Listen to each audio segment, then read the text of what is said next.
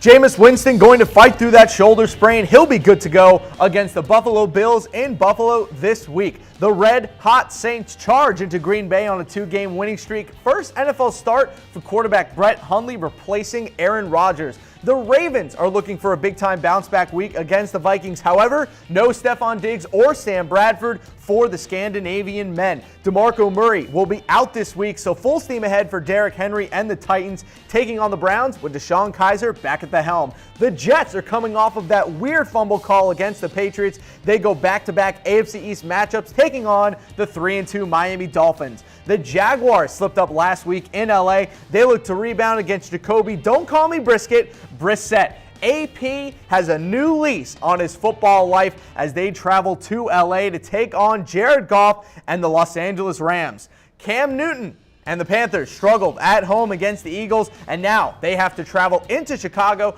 to battle rookie quarterback Mitchell Trubisky. Ezekiel Elliott playing must-win game for the Cowboys, just might be. They get the 49ers this week. CJ Beathard makes his first career NFL start. The Bengals look to continue their hot streak. They have a big AFC North matchup against the Steelers, coming off of a big-time win against the Chiefs in Kansas City. The Seahawks' offensive issues have been kept at bay for now, but they travel into the Meadowlands to take off the Giants against their surprising takedown of the Denver Broncos. And speaking of the Broncos, they take on the Chargers in StubHub Center. Whether anyone will actually go to this game, it remains to be seen. Our primetime game this week is a rematch of Super Bowl 51. Hopefully the Falcons have learned how to hold a lead, but after last week, anything is possible. And our game of the week is an awesome NFC East showdown between the rolling Redskins and the high-flying Eagles. All that and more on this episode of NFL Daily.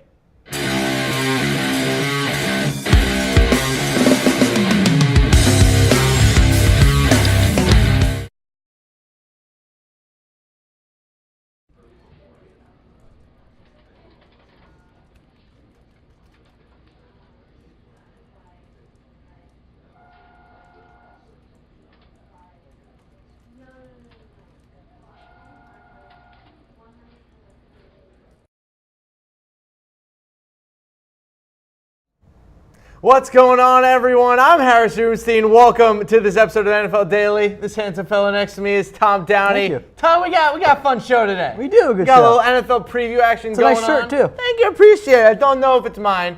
Maybe a little small for these bulging muscles I have on me, but you want to call it muscles, okay? It certainly does the job. Tom, we're going to go through every single NFL game from this weekend. We'll go over the Thursday Night Football highlights. What a game. What an amazing game. Fun fact, people, when the clock strikes 0-0-0, the game is not over. The game is 100% not over. Yeah. But further ado, let's do a little news and notes, Tom, because we do have a couple of things to get into. So first things first, a little Jameis Winston update for everyone. Tom, he will play. It's kind of surprising. Yes and no. I think his shoulder joint sprain is a far lesser one than some of the ones we've seen elsewhere in the NFL. So I'm not all that surprised he's playing. I don't know if it's the best decision, though. Like, maybe you give him a week to heal up. Okay. At the same time, it sucks for the Bucs, and this is going to be a compounding issue. They don't have a bye anymore. Right. Because they had it in week 1. Now they get 16 straight games. Of course, they played some of those games of straight football. I would almost argue that starting Ryan Fitzpatrick is a better move, just because, I mean, he didn't look awful against Arizona, not to mention he's going to Buffalo, taking on what has to be it's a good secondary in Buffalo. That's also the trap of Ryan Fitzpatrick. He makes you think he's not awful, but he actually is. I like it. Let's move on here to our next news and note. Aaron Rodgers moving to IR. Obviously not that surprising. Kind of like as expected. As expected. But he will be eligible to return in 8 weeks since the Packers have not used their IR to return spot yet. There is hope that there might be a Christmas miracle and he comes back for their December 17th game. Let's see if they're still in the mix at that point. That's fair. Because I don't know if Brett Hundley's going to get the job done. You know what? I don't think Brett Hundley's as awful as people think he is. He's been in the league now for 3 years. You're right. He's not as awful. But that Packers team is built on Aaron Rodgers doing Aaron Rodgers things that one, maybe 2 quarterbacks in NFL history can do. That's fair. That's very fair. All right, moving on to our next news and note here. Luke Kuechly out with a concussion. His 10th missed game due to concussion, his 3rd in 3 years. former BC guy, rough to see, who has to be, in my opinion, I don't even think this is close for me anymore. He is the best linebacker in football when he's healthy. Best non-pass rushing linebacker. Fair, is the qualifier. Best middle linebacker. But middle yes, like he's an incredible talent, and it's worrisome to see him dealing with another concussion because, look, concussions are not to be messed around with. And I know Luke, he's a smart kid. I wouldn't be all that surprised if he decides to retire early. I wouldn't be surprised either. I mean, especially after we saw him get carted off the field. You know, we remember the tears. Dude didn't know where he was. Yeah, he didn't know what was going on. That was a pretty rough image to remember. I mean, at this point with him, when do you think we'll see him back? Obviously, they're going to play it pretty slow with him, but when do you think? They will play it slow. I think, maybe a week or two would be my hope and my guess. But look, Luke's a smart kid. I went to high school with Luke. He's not going to, rush himself back. He's going to be slow and cautious because he's smart, and he knows that it's not worth it in the end. And we've seen a couple of linebackers in the past. 49ers linebacker last year, Chris. What was his last name? I'm drawing a blank. Yeah, drawing a blank. Guy from Wisconsin. Really good linebacker. Retired a couple, I believe, 2 years ago. And then our final news and note here, and then we have a little bit of a reaction poll. Chris Borland, very good. We have our final thing. We got a reaction poll for y'all. Zeke and the NFL will not reach a settlement. Tom, when will this end? Will this ever end? 19 never. I honestly don't know. This has been a really weird week for Zeke, just in general. And the past, we'll call it 48 hours to be vague enough. The reports that have come out first, Zeke is looking to reach a settlement. Zeke and the NFL discuss a settlement. Then it's nope, no, we haven't. No one's talked settlement. What are you talking about? I don't get it. They're grumpy. Yeah, of course. The NFL is very clearly grumpy. Of course they should be talking settlement.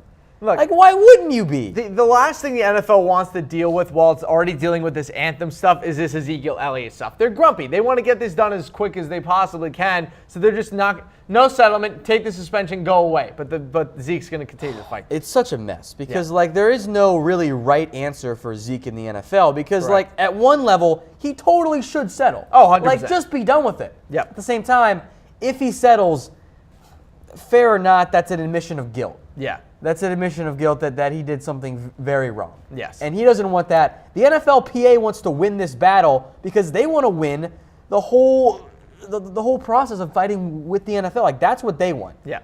We have a reaction poll here for everyone. Should Ezekiel Elliott and the NFL settle out of court?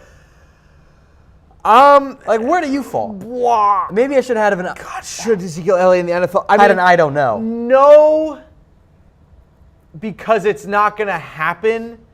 But yes, because I want to be done with this. And I want to talk about how Ezekiel Elliott is the only good thing going for the Cowboys offense right now besides Dak Prescott because the rest of the offense is balls. So, I don't know. We'll see what happens with the Cowboys as we go on. But yeah, so in the end, Zeke won't settle because he doesn't want to have that admission of guilt. We'll get to the Cowboys a little bit later, but just a reminder to everyone at home that this episode is brought to you by Mizzen and Main. Head to their website, www.comfortable.af, because their shirts, their hats, their quarter zips, they are all comfortable. What a great as site F. name. They're amazing. That's so creative. I have a couple of these shirts. Why use .com when you can use .af? You love these shirts. I love these shirts. They're my go-to going out shirts. I had to quickly put on a shirt, and I put. I want my Mizzen and Main shirt. I don't really know what that was, but it was kind of weird. It's uncomfortable. I miss my Mizzen and Main shirt. And Yeah, plus, super comfortable. not to mention, if you don't own an iron or an ironing board like me, doesn't matter. You don't need to deal with it. Because you're a peasant. There are a lot of us out there. Yeah. There are a lot of us out there. It's literally one in the office and you don't know how to use it. I'm just too lazy. All right, ladies and gentlemen, let's move into what was an outstanding Thursday night football game between the Chiefs and the Raiders. So let's jump to the first quarter here. And you know what I love, Tom? You know what I love to start off a football game? How about a little bit of a flea flicker? I love me a flea flicker. And ladies and gentlemen, is that Amari Cooper's music? He lives, Tom. Touchdown Raiders. With maybe some pass interference. He's alive. It's incredible. But the Chiefs would respond. Here's Travis Kelce with a great catch for the touchdown. And then, Tom, is that Amari Cooper again? Yes, it is. It's Amari Cooper again. 11 catches, 210 yards, and 2 TDs for the struggling wide receiver. Struggling no more, however, but the Chiefs would respond. Tyreek Hill is just faster than everyone else. Get that man a ticket. Get that man a ticket to the Olympics in 4 years. But the Chiefs would not be done.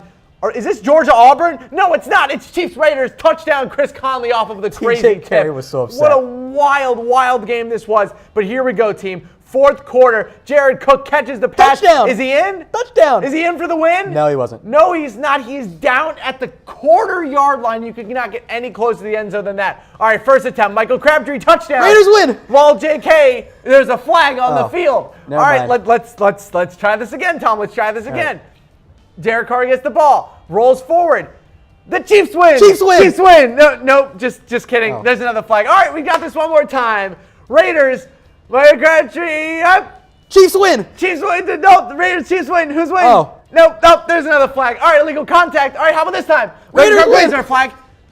No flag. The Raiders win. The Raiders win. Tavecchio hits the extra point. Raiders take it 31-30. The Chiefs lose 2 games in a row, Tom. Look, I warned Chiefs fans this offseason, and they didn't want to listen to me because I got in a lot of Twitter wars this summer with Chiefs fans for whatever reason because I was very disrespectful to their front office and their decisions and whatnot. Maybe don't have Terrence Mitchell starting. Like, just a thought. Who else do you have? That you could have drafted somebody. Like, I didn't understand that. Like, I know he was good last year, but we've seen a bunch of Terrence Mitchell before with the Cowboys and with other teams, and he wasn't any good. He got his butt torched in this game. And that's why Cooper had so many yards and scores, because Marcus Peters shut down Crabtree, and then Cooper went off because Terrence Mitchell's awful. I'll say this much. Don't play him anymore. The long-term effects of Eric Berry being injured are now starting to be felt.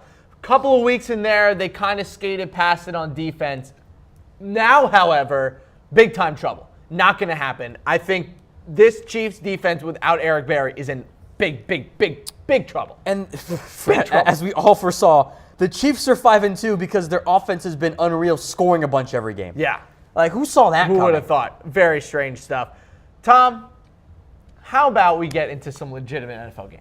This was a legitimate NFL game. It's a Thursday night game. A great Thursday night game. It was a good Thursday. We've had a couple of them in a row now, but I will let this one slide, but that's strike one for you. Fair, whatever. All right, let's move into our Sunday games here. Let's start with the Buccaneers taking on the Bills. Jameis Winston, like we said, he will be playing. The Bills currently sitting at 3-2, probably the weirdest 3-2 team that we have in the NFL. Fair. Weird loss last week against the Bengals, 2 weeks ago against the Bengals. They have beaten the Falcons and the Broncos so far this year. Tom, what do you make of this Bills team? The first thing I think of is these teams are polar opposites. Yes. Like Buccaneers, great offense, bad defense. Bills, great defense, awful offense. Yep. So I don't really know what to make of either team right now. The Bucs have been a disappointment for me. I thought they were going to be better by this point this year.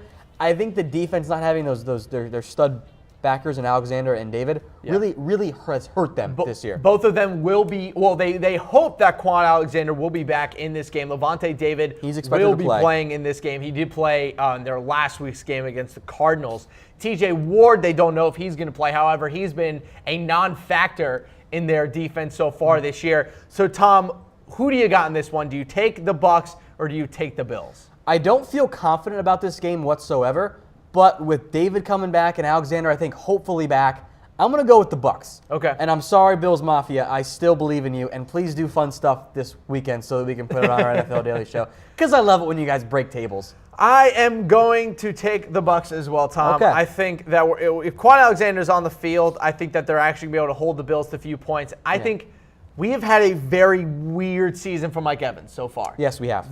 Remember what happened last time the Bills played and they went A.J. Green versus Tre'Davious White on the outside? He got burnt one time. He got burnt. It was off. one. It was he got dominated in that game. Well, he got dominated. He did what he could, but A.J. Green dominated him. But he got burnt bad one time. Fair enough. He got burnt bad one time, touchdown. but A.J. Green did dominate him. It's not a fair matchup. It's Mike Evans this time, and I think Mike Evans is, again, going to dominate him. All right, let's move on to our next game here. Carolina Panthers taking on the Chicago Bears. Mitch Trubisky got his first start last week against the Ravens. Looked pretty good, Tom. They were very conservative with him. Gave the ball to Jordan Howard 36 times. He was outstanding. Made a lot of sense. Do you think we see something similar this week, or do you think we see more Trubisky? Look, they're going to try to run the ball, but Carolina's run D's been pretty solid this year, but that's with Luke Kuechly. Without Luke Kuechly, I think this could be a similar thing to the Cowboys when they don't have Sean Lee. It's almost a 10-point swing. Interesting. So I don't like picking this. Give me the Bears. Give me the Bears. Give me the Bears. Look, there are a bunch of road favorites this week, which is often a sign that there's going to be a bunch of upsets. Yep. So give me Chicago at home.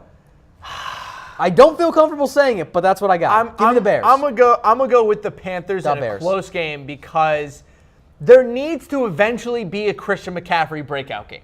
There has to be one eventually. This is going to be the game. The Bears do not have a defender on their team that I personally think can actively cover him consistently. I think this is the week where he really just goes off. 100-plus yards receiving, maybe 2 touchdowns. This is the week. Do you want to know the bad thing with he can't run. The way the Panthers use McCaffrey? He's a wide receiver. He already had his breakout game. It was against the Saints. 9 catches and 101 yards. I think this week he runs the ball better. I think he runs the ball better. I don't think the Bears have a very good run defense. Well, the Panthers have no ground offense right now. Like, they were awful against the Eagles. Has to start eventually. We'll see. I think the Panthers will take this one. Let's move on to our next one here. One of the more fun games that we have this week, the Saints taking on the Packers. The Saints are hot and fuego, Tom, and fuego. As I made in the comments section of yesterday's NFL Flame Daily, emojis. No team in the NFL for the past month has been better than the Saints. Flame emojis. This has suddenly been a team that's been led by their defense. Yeah. Like, what the hell? Well, all right, well, we'll say this. In our post-draft show, way back after the NFL draft, you and I talked a lot about how the Saints taking Marshawn Lattimore with that pick was going to be one of the best picks, if not the best pick in the entire draft. I looked back, and that's exactly what we both said. Blake Hooker, who I love. He has been incredible for them on his way to joining what has been an awesome class of young and incredible cornerbacks, Jalen Ramsey, Marcus Peters. Along the way, a dude named Ken Crawley, who no one ever heard of outside of New Orleans, an undrafted free agent from Colorado,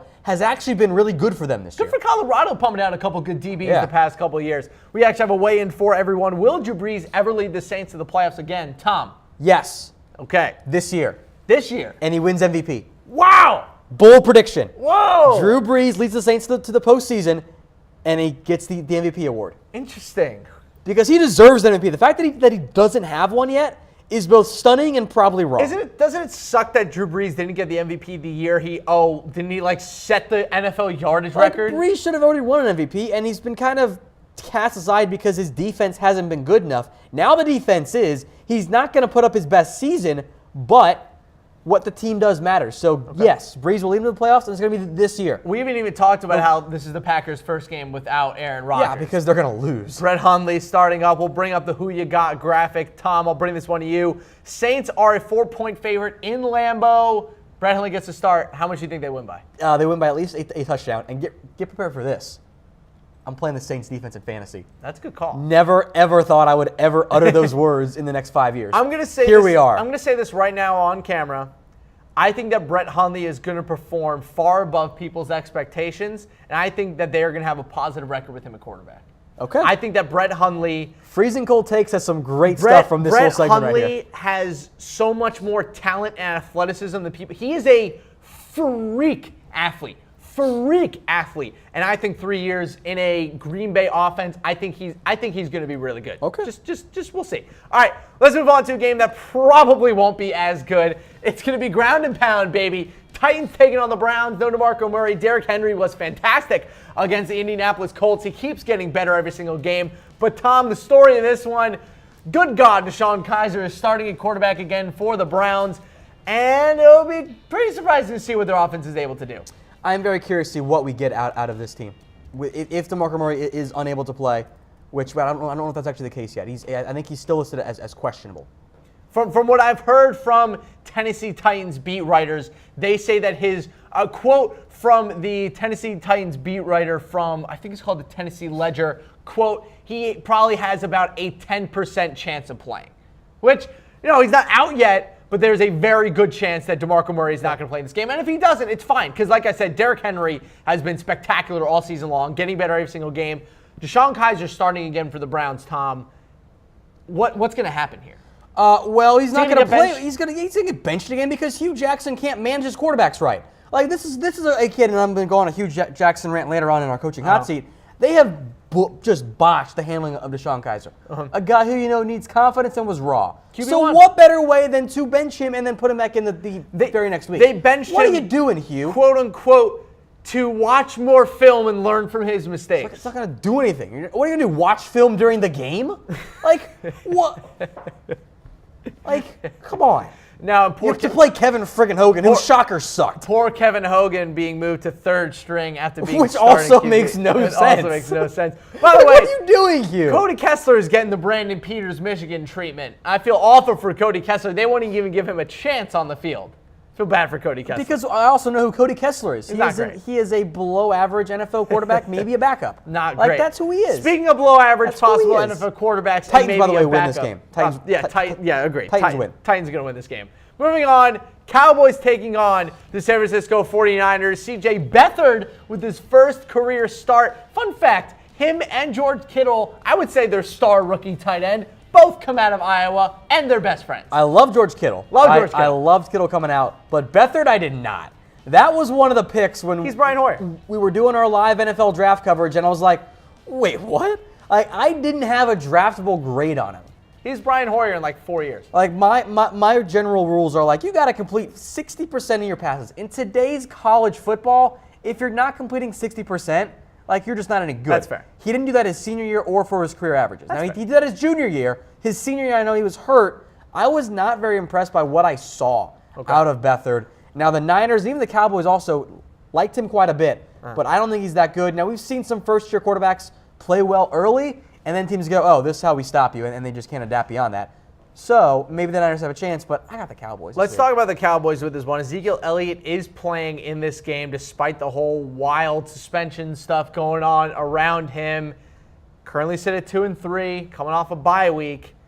Are we now in must-win territory with how good the Eagles have been? Oh, the Cowboys have to win this game. And it's not because the Niners are good, but because they aren't. You can't lose this game. Okay. Like, the Eagles are on fire. There's a lot of good NFC teams right now. The Cowboys have to win this game. Okay. Absolutely, 100%. I think the Cowboys are going to win this game, Tom. But I'm going to use your favorite term here, or one of your favorite terms. I'm worried about the backdoor cover. Backdoor cover? I'm really worried about the backdoor That's cover fair. in this game. Because the 49ers, That's fair. The 49ers have set an NFL record for most games lost in a row by under 5 points. And now they're at home this week with a rookie quarterback. The defense has looked good. I'm going to actually say that the 49ers cover. Okay. Backdoor cover. I got the Cowboys because Sean Lee's back. Okay, that's fair. That is a 10-point swing statistically when Sean Lee plays against when he does not play. 10-point swing. It's outrageous. Cowboys cover. It's absolutely outrageous. All right, let's move on from the Cowboys game. The Falcons taking on the Patriots. Ladies and gentlemen, our Super Bowl rematch. Can the Falcons hold on to a lead? They couldn't last week. They couldn't in the Super Bowl. Tom, the offense is struggling. Uh-oh. See, you say uh-oh. And then I look at the spread. The spread is 3. The spread is 3 with New England at home, which means that at a neutral site, it's an even game. If the Falcons were at home, they'd be favored by 3. So what I take this to mean is, curious line of the week, Falcons win. That's what that means right there. All right. Falcons bounce back in a big way. Can we put us on camera? Because I need to be on camera for this one, Lena. Tom, the Falcons are going to win this game. Wait, what? Wait, what? The Falcons are going to win this game. The Patriots homer sitting next to me has the Falcons winning? For 2 reasons. Eric Rowe and Stephon Gilmore. Yeah, they're both out. That's a big factor. They're out. Yeah. Julio Jones has yet to go off this year. He's due. The average height of the Patriots corners without Gilmore and Eric Rowe is 5'10". That's bad. Malcolm Butler is going to have to guard Julio Jones. Not great, Tom. Not great. Wow. The Patriots are going to lose this game. I'm just stunned. I am stunned you're picking against the Patriots. They're going to lose. I can't believe it. I've never been so confident in a Patriots loss. I'm going to throw up a wow face here because I'm so stunned, but then I'm going to give the Falcons every single face. time a team plays the Patriots, it's their Super Bowl. The Falcons are coming off of an awful loss last week. They need to come back against the Super Bowl. The Patriots have no corners. They don't have a corner. They have Jonathan Batamasi is going to be the number 2 special teams guy? Yeah, and he's questionable, Tom. He is questionable in this game. Okay. All the Falcons have are wide receivers. Okay. They're going to lose. All right. They're going to lose? I feel great about this then. They're going to lose. This is great. I'm taking the Falcons. I can't believe I'm saying great. this. Oh, man. Tom Brady's going to throw We're going to cut this up. We're going to put this on Twitter. Sorry. Oh, this is great. They're gonna lose. All right. This is great. Let's go back to the AFC East so I can recount myself. The Dolphins are taking on the Jets. Jets coming off of that weird touchdown, non-touchdown. He fumbled, didn't fumble. But he fumbled. He did fumble. Thank you. I wasn't watching it live. He did fumble. So I went back and watched it because I was traveling all day Sunday. He fumbled. He wasn't out of bounds and the ball came out. Yeah. I'll put it this way. Also, why was that controversial? I didn't understand. What convinced me so much about that, I understand that players will always try to sell whether or not a fumble or something. I have never seen Malcolm Butler react that way on a football field before. And I watch a lot of Patriots games. He flipped out. He flipped out so much so that he ran to Bill Belichick, screamed at him that Austin Seferian-Jenkins fumbled and that if he didn't challenge it, they were going to lose. Bill Belichick opened up his press conference post-game saying that Malcolm Butler ran off the field and told him to challenge the call. It was a fumble. It was a fumble. I got the Dolphins. Harris is now giggling because he sees what's about to come up on air. Is this your? That's my mom. Your mom. Harris's mom has now disowned Harris over picking the Patriots, picking against Patriots. Sorry, Mom. There you go, buddy. They're gonna lose. There you go. Great job, Landon, getting that on screen. Great job. Harris is now out of commission. Oh, no. Jets, Dolphins. It's a 3-point spread for the Dolphins. I got Miami. I got the Jets. You got the Jets? I got the Jets. They showed me something last week. Jets might not win a game all year. Do you know what? Rest of the way. They showed me something because, boy, oh boy, Austin Seferian-Jenkins is good. Austin Seferian-Jenkins is good. I got him in my Dynasty League, baby. And the Dolphins can't cover I like tight ends. ASJ. This is what we thought he was going to be coming out of college. I keep looking at the screen. All right. Let's move on Harris to the is next broken. game, We please. literally broke Harris on air for the 5th time. All right, Redskins taking on the Eagles. Carson Wentz versus Kirk Cousins, our primetime game of the week. Monday Night Football, big time NFC East matchup. Eagles currently sitting with the best record in football, 5-1. The Redskins charging ahead, currently sitting at 3-2. Nice hold down win against the 49ers. Tough game for them to win at home. Kirk Cousins has looked pretty good this year. Tom, what do you make of this game? I think it's going to be close, and I wish the spread was higher in favor of Philadelphia because I would have felt better about picking against them. Mm-hmm. This is a good Eagles team. I love their offense. The Redskins now don't have Jonathan Allen. I think this is going to be a shootout. Mm-hmm. I think that the Eagles have some issues stopping opposing passing offenses. Kirk Cousins has played very well as of late. So Eagles win, but it's a fun game to watch, and there's a lot of points scored. I will give the Eagles a 5-point win. Okay. Right on that spread Eagles line. with a 5-point win. It's going to be close. This is a game I really want to pick the Redskins to win because there were so many games last year after the Eagles got off to a hot start that you're like, I should probably win this game. And then they just lost. They just flat lost. This is the game for me that says if the Eagles are legit or not. I know they'll fall to 5-2 and whatever. They still have a good record, but whether they're a legit Super Bowl. This is the game to win. That's fair. This is a game to win. Fair. At home, division rival. They're the second place team in your division. This is the game you win. I'm gonna pick the Redskins because I want the Eagles to win. I think the Redskins are going to pose a big time challenge for this you're team. trying to jinx them. Yes. Okay. Yes. I think the Interesting Redskins are there. going to win. Who is the favorite to win in the NFC East? Leave us a reaction, ladies and gentlemen. Pretty sure it's probably the Eagles. Man, watch out for this Redskins I team. saw a lot of Redskins votes early on. Now I see a lot more hearts coming across the screen, although it's very much a split vote right now between the Eagles and the Redskins. Good job, guys. No one picked the Giants. No one picked Dallas because right now you can't pick Dallas. Yeah, I don't think you can Now I say that, I see some Dallas votes coming in. Classic Cowboys fans. Never lose hope, Cowboys fans. Never lose hope. They do have to win the rest of the NFC East game, so we'll see how that goes. All right. What the heck happened last week, Tom? The Giants The NFL is weird. beat the Broncos The NFL is weird. in Denver, proving to you time and time again, like I always tell you, that the Broncos are a bunch of fakers. As always. But the Giants are now 1-5. Weirdest win of the NFL Yeah, season. it was weird. Weird. This is also a road game for Seattle. And I know this about Seattle because we've seen it time and time again. They're not that good on the road when they like the play Broncos. because the offensive line is brutal on the road.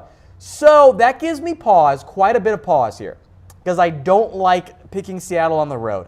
But it's only 4.5. I don't think that's that outlandish given the way Seattle plays on the road. I'm not going to put a bunch of stock in New York suddenly being good. Who on earth is going to get open for this offense against Seattle? Roger Lewis. Okay, thank you. Seattle wins. Thank you for proving my point. Roger Lewis. Seattle wins. From? Was he like Morehead State? No. No. Where was he from? Someone in the comments shouted out, where did Roger Lewis go to school? Like some Morehead State. Isn't some D3? It's not some D3 place. All right. It is not. All right. Seahawks taking on the Giants. I'm also going to go with the Seahawks in this one. I think they're just better. It's weird. What school do you go to? Wait. Who are you picking? I'm picking Seahawks. Okay, about to say. No, I thought you said Giants. I was really confused. Wrong last. No, Seahawks win. I agree with my boy Matt Crozier in the comment section. Also, Bowling Green. Bowling Green. Bowling Green. He was a flying eagle, hawk eagle, whatever they're called. Hawks? Falcon. Falcons. All right. Falcon. Tried. All right. Not Strike speaking two. of not speaking of the Falcons. Let's move on to Jaguars Colts. Probably one of the more boring games they have this week. Jacoby Brissett has looked pretty good, Tom. He's looked serviceable so far. Looks like he's going to have a decent career in the NFL as a pretty good backup QB. Jaguars, when they give the ball to Leonard Fournette, they win. When they don't, they lose. Expect more of Leonard Fournette getting the ball. Well, maybe. He's kind of banged up right now. Yeah, he's got that knee problem. This is very much like an off-the-board game for me. Because if Fournette doesn't play, I am not touching this. Because I don't trust Jacksonville with Chris Ivory and Blake Bortles. I'm not touching this game. If Fournette's good and he's able to play, the Jags will cover that 3-point spread. This is going to sound really weird, but this is a betting technique my uncle actually clued me in on once. Never bet against the Colts at home. For whatever reason, he brings up all these crazy stats, like what the Colts record is at home against the spread. Like, the baseball stats like against what do the they spread do stats at night, in home, on grass, I'm blah, letting blah, you finish. blah. Keep going. The Colts at home scare me. Well, the Colts at home with Peyton Manning or Andrew Luck scare me, not Jacoby Brisket. You know what? I did it on purpose. Jacoby Brisket. Well, we're just gonna forever call him Jacoby Brisket. I like calling him Brisket. I think Brisket's great. I think Brisket might actually beat the Jaguars. Great food, not that great of a quarterback. If Fournette does not play, then there is a legitimate chance. But if Fournette goes, Jacksonville. What if the Colts win? Then Fournette did not play. That's fair. That's my statement.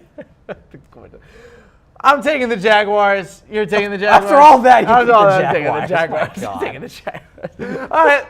Ladies and gentlemen, just a reminder that this episode is brought to you by Mizzen and Main. You can find the best shirts on the internet at comfortable.af. Shirts, hats, quarter zips. It's getting a little chilly out there for people. Start buying some sweaters. Mizzen and Main coming out with that awesome athletic gear, that athletic fabric gear on their button downs. It's so comfortable. Get rid of cotton. Go with the new age performance fabrics. Yeah, couldn't agree more. They're awesome. And Tom, maybe we'll see them when we go to Applebee's for $1 margaritas after this. Someone told me it was 50 cents on Friday, Whoa, which I'm still waiting for confirmation because I don't know if that's accurate. It's lit. It might be Wednesday. Someone told me it was Friday. I think it might be Wednesday. But otherwise, yeah, we'll see. It's going to be great. What else is lit, Tom, is how hot some coaches' hot seats are right now. That's not a good thing, though. No. That's not a good thing. That's strike 2.5. All has to do with fire. Let's move on here. The coaches on the hot seat. Let's start with number 5. Tom, you've John Fox. Why? First off, congrats to Todd Bowles. He's not on the hot seat yet. I thought for sure he would be very much here because the Jets are the Jets. Look, I don't mind John Fox, but the Bears are 2-4. With Trubisky as the quarterback, I don't know how much they're actually going to be able to do to win a bunch of games. And at that point, the front office might decide, look, sorry, John, thanks for holding us over, but we're going to go get somebody else. So 2-4 right now for the Bears. I'd be concerned if I was John Fox. Some other teams like the Niners and the Chargers, they're not going to fire their coach 1 year in. There's no way. I've always had not a boundary, that's the word I'm looking for here. I've always had a rule when it comes to which coaches I want fired.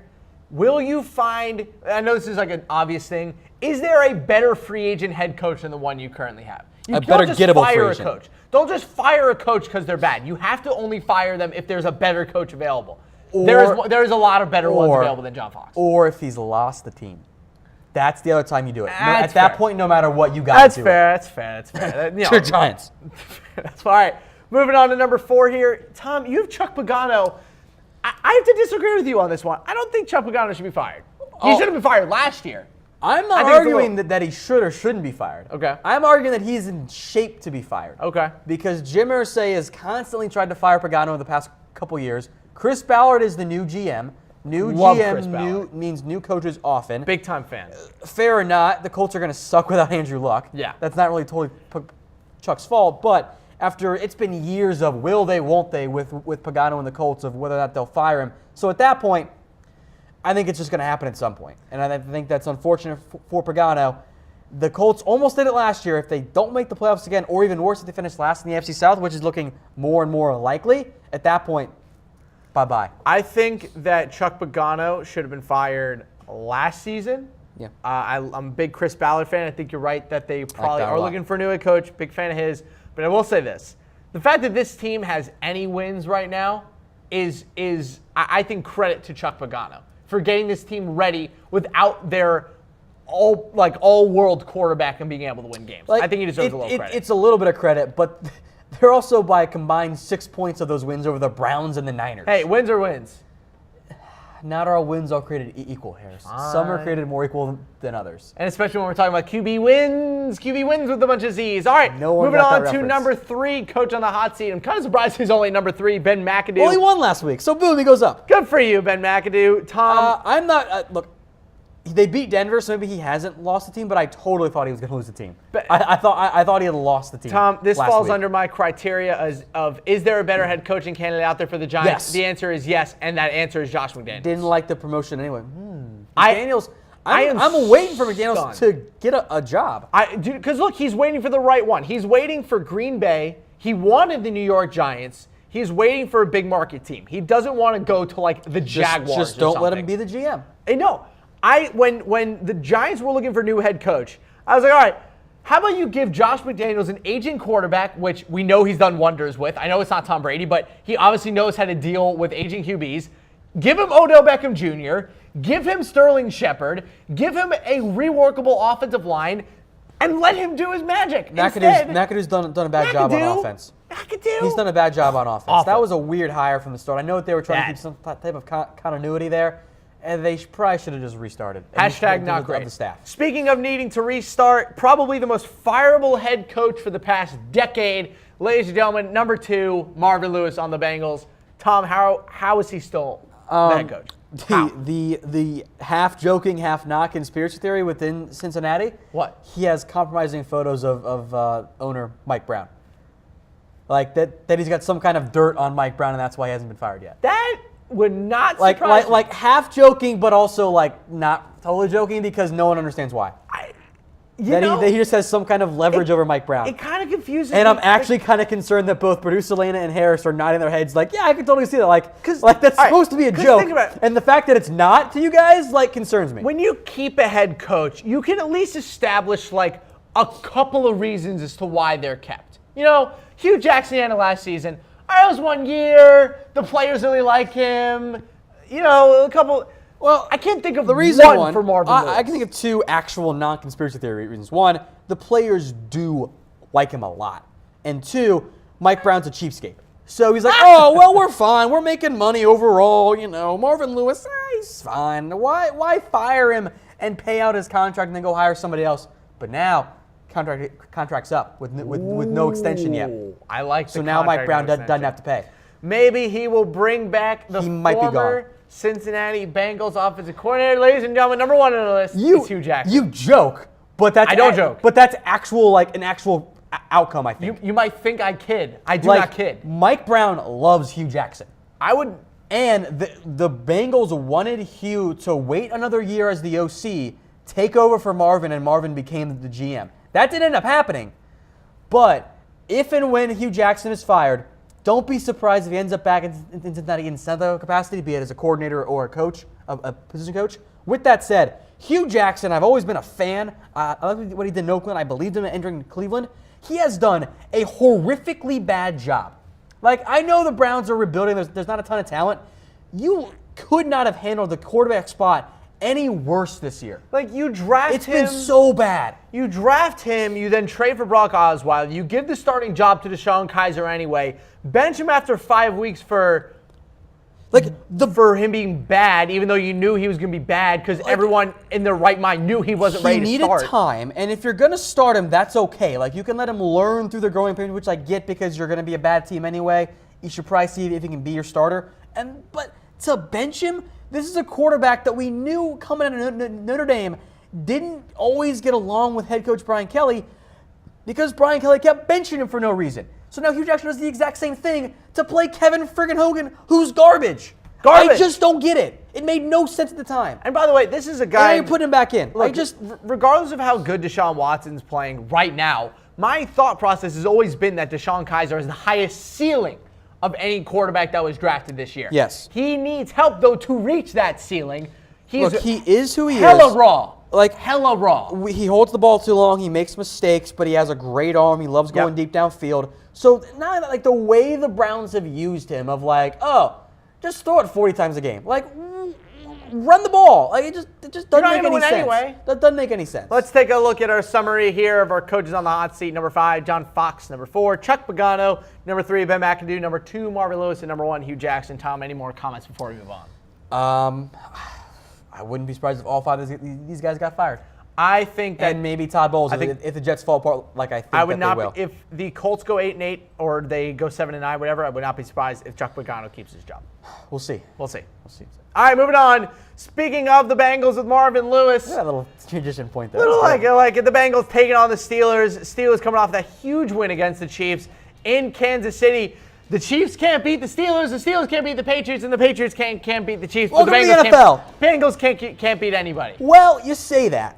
And with Vontaze Burfict back, this is a very, very different Bengals team. And very quietly, this is actually one of the best defenses in the NFL. No, they look good. Like, they've had a really good defense. The issue is their offensive line is really bad, as we foresaw when the Bengals said, oh, Kevin Suther and Andrew Whitworth? We don't need you. We got these other bums who can do it. Bums are bad. Disastrous. Jake Fisher's been awful. With that said, AFC North game, Bengals-Steelers. These two teams and these two fan bases despise each other. Don't do it, Tom. They hate each other with a passion. Don't do it. Steelers win. Okay. Bengals cover. It is a 3 or 2 point game. This is a classic AFC North slugfest. Le'Veon Bell is going to eat the Bengals alive. Will he, though? Yes. The pass rush will eat Andy Dalton alive. Yes. But I don't know if Lev Bell will. I think Le'Veon Bell last week remembered that he was Le'Veon Bell. He did. And is now about to just annihilate the NFL. Hey, but wait. But which Big Ben is going to show up this It doesn't week? matter. You say that. It doesn't matter. It doesn't matter. But it does matter. Because if there's only one thing more powerful than a superstar, Tom. 2 superstars. No, it's a superstar on a contract year. This is Fair. Le'Veon Bell. I still think 2, This is though. contract year. I think 2 is better than 1. But No, okay. no. This is 26-year-old That's Le'Veon math. Bell contract season. I think he is going to literally, he might set the rushing record this year. I would not be surprised. He got off to a slow start. He's going to annihilate people. Okay. I am so scared of Le'Veon Bell. I can't wait. I'm scared for him to come into Foxborough. Okay. All right, let's move on here. I'm taking the Steelers by 2 touchdowns. Covering only. Steelers by 2 touchdowns. All right, Broncos taking on the Chargers. Move to the AFC West. Good. Broncos can't win on the road. The Chargers can't win at home. They're playing in front of nobody. The Vegas line on this game is a pick'em because it should be, because both these teams are super weird. Football is weird. The NFL is chaotic. Everybody's going 8-8 this year. Tom, who's going to win? I don't know, because the pick'em line's weird to me. Like, had this been a pick'em line and the Broncos had beat the Giants, I would have picked the Chargers. It has to be a pick'em line. The Broncos are not good. Are the Chargers, though? No. Yeah, see, so no, they're I don't. not. They're both bad. I'm very torn here, and not in the fun way. They're so teams with massive holes. Yeah, I just give me at home. No, give me Denver. Denver's the better team. Give me Denver. I don't like it. Give me Denver. Chargers. I know you're going to pick the Chargers. You were so high on them at the beginning of the year. Joey Bosa Just and give me Melvin Denver. Ingram Look, have it's a been pick 'em. on Denver's a better run. team.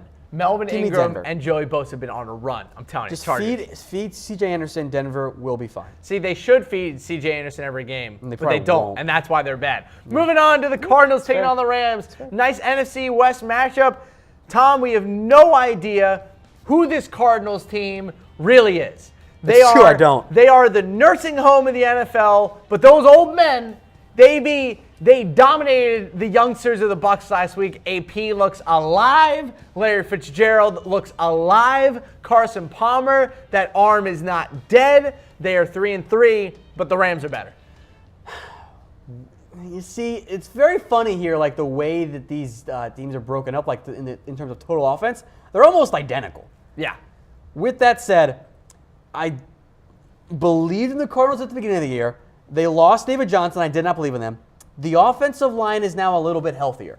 That's a big deal. So I know it's at LA. It's only a 3.5 point spread. Give me Arizona. Ooh. On the road with the win. Give me Arizona. Adrian Peterson has a nice day. I think we've seen a slow past couple of weeks from Jared Goff because they've had some really bad matchups in terms of secondaries. And people keep telling me that the Cardinals secondary is good. But if they're so good, why did Carson Wentz eat them alive? You beat Arizona when you have multiple good receivers. Because there's Patrick Peterson, some nice safeties, and no one across from the corner. Sammy Watkins. And? Robert Woods.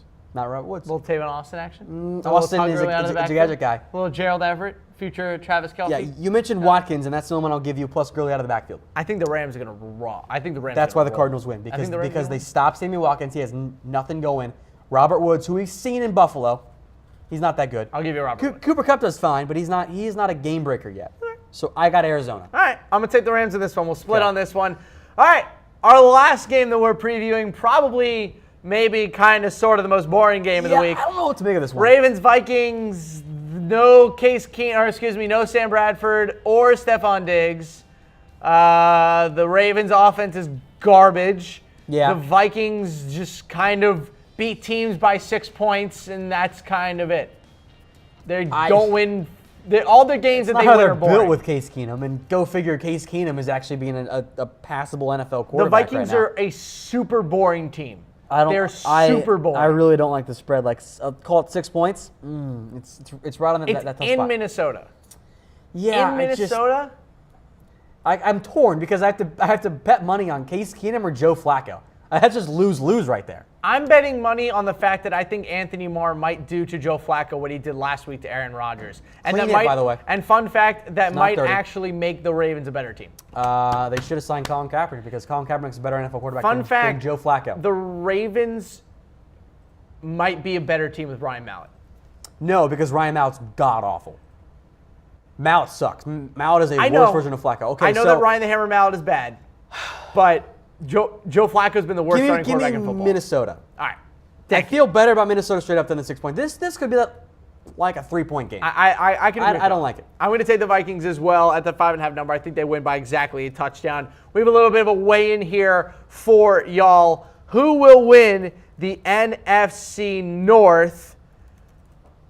Tom, definitely not the Packers. No, not without Aaron Rodgers.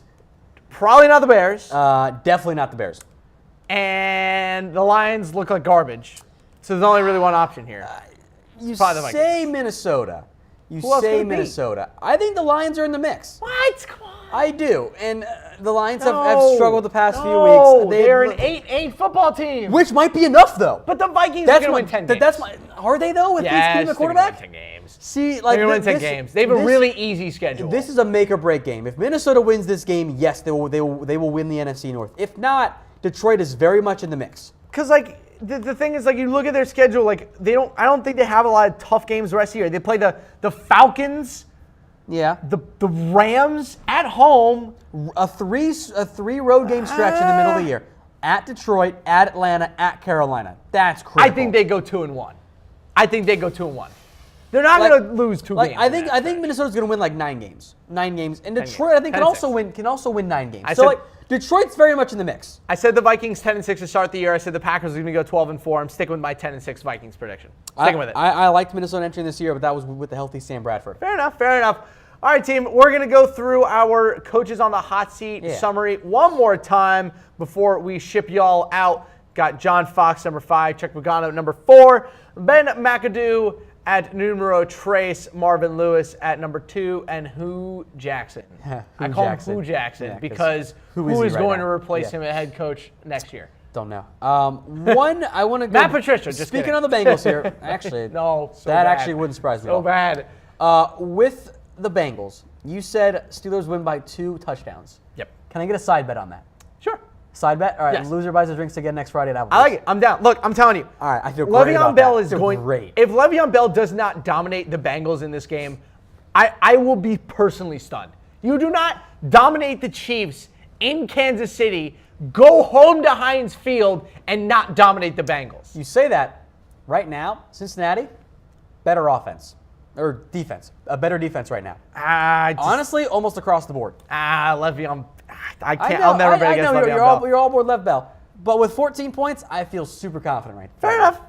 Fair enough. Steelers are still going to win. Marvin Lewis is finally going to get fired, but they will cover. They will cover a 14-point spread. Oh my God! If Marvin Lewis finally does get fired, I'm pretty sure the NFL will be a better place. Mind you, last year when the Pittsburgh Steelers played the Cincinnati Bengals, he did dominate. Oh, he played well. 23 carries for 93 yards, and he caught 5 catches for 38 yards. Yeah, he was pretty good. He was pretty good. What was the score of that game, Harris? The Steelers won 24-20. Yeah, 4-point spread. What's the spread in this one again? Call it 5.5. Yeah, okay. 2 touchdowns for the Steelers. Okay. All right, team, just a reminder that this episode is brought to you by Mizzen and Main. Go to www.comfortable.af. Great URL. Hashtag 2017 for the best shirts, hats, button-downs. They're already button-downs. Fourth quarter zips. They're amazing. It's getting a little chilly out there. As comfortable as they come. Get some long sleeve shirts. They're as comfortable as they come. Those performance fabrics. Ditch cotton. Go with the Mizzen and Main shirts. Tom, one more time for the people at home. Let's do a quick little wrap-up of the games. Buccaneers taking on the Bills, 1 o'clock on Sunday. Then we have Panthers-Bears, Saints taking on the Packers, Titans-Browns. Saints-Packers, excuse me, one more time. Then we go back to it. Titans taking on the Browns, 1 p.m. on Sunday. Cowboys taking on the 49ers at the same time. Falcons, Patriots, a little Super Bowl 51 matchup. Tom, I'm telling you, the Patriots are going to lose. There's a favored by 3-point joke in there somewhere. They're going to lose. We'll figure it out later. I had a great one at the beginning of the year. Jets taking on the Dolphins. Redskins taking on the Eagles on Monday night. Little NFC East matchup. Then we have the Seahawks taking on the Giants at 1 p.m. Jaguars at the Colts. A little AFC South matchup. Worst division in football. Bengals at Steelers, a little AFC North. I'm telling you, Le'Veon Bell's coming. He's hunting for some Tigers. Then we have the Broncos taking on the Chargers in StubHub Center. Tom, will people actually go watch this game? Not there. Good. On TV, yes. Fair enough. Cardinals taking on the Rams in Los Angeles. Ravens against the Vikings in Minnesota. And Tom, that is actually all the time that we have on this episode of NFL Daily. You can find our podcast on iTunes and go find the Fantasy Football Rumors podcast. Currently, Number one video podcast in the world. In the world, ladies and gentlemen. Fantasy Football Rumors podcast. Go watch it. You're going to love it. Good shit. For Tom Downey, you can find him on Twitter at What's Going Downey. I'm Harris Rubenstein. You can find me at Sports Scene. We'll see you guys on Sunday for a little NFL recap. Adios.